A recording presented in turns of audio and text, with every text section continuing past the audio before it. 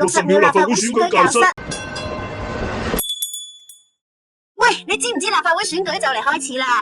我哋日日咁忙返工，點解仲要抽時間去投票啊？立法會同我哋打工仔有咩關係？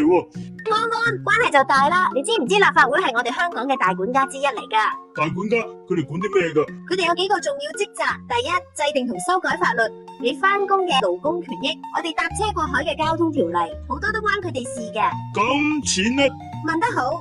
第二就係審核同通過政府嘅財政預算，即係我哋交嘅稅，政府想點樣使，例如喺港島區起多間醫院，定係改善海濱長廊，都要經過立法會批准先得噶。